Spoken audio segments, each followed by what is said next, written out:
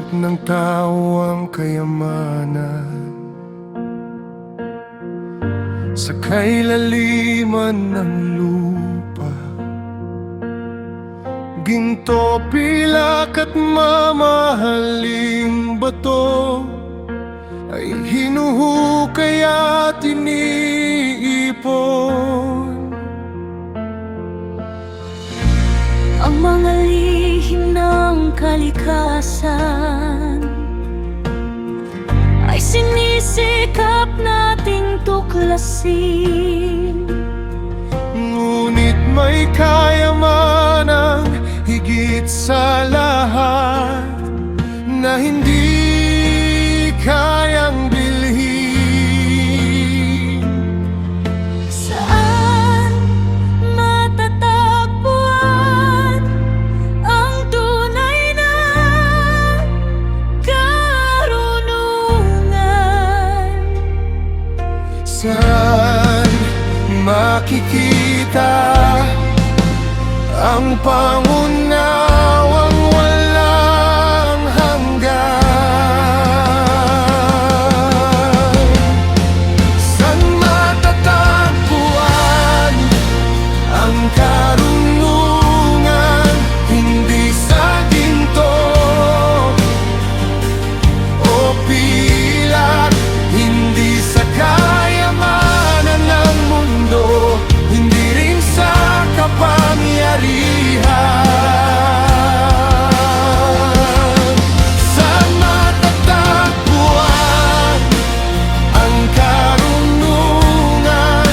Ikaw lamang ang nakaalam. Ang paggalang sa iyo ay karunungan, at ang paglayo sa masamay pangunawa.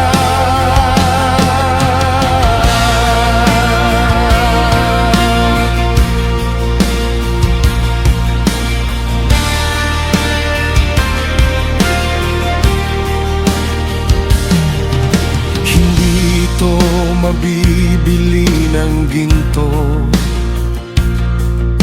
hindi matutumbasan ng hiyas. Kahit pinakamahal na kayamanan ay hindi kayang pumantay. Ang kailaliman ay nagsasabing wala rito ang hinahanap mo. Ang dagat ay hindi rin makapagsasabi kung saan ito matatagpuan. Saan matatagpuan ang karunungan? Hindi sa ginto o pilak, hindi sa kayamanan ng mundo, hindi rin sa kapangyarihan. Saan matatagpuan ang karunungan? Ikaw lamang ang nakaalam. Ang pagkalam sa iyo ay karunungan, at ang paglayo sa masamay pangunawa.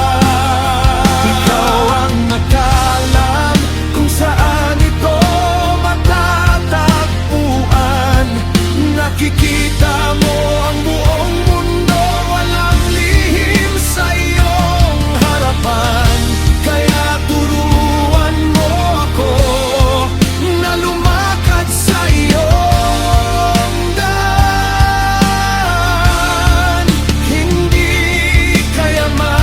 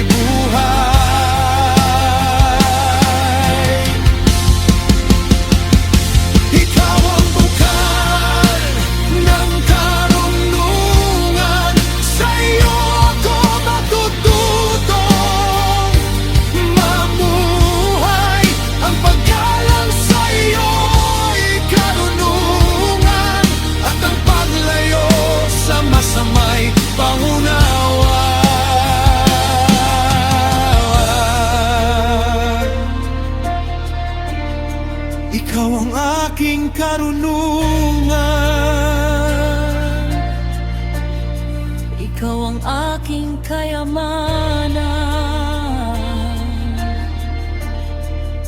Turuan mo ako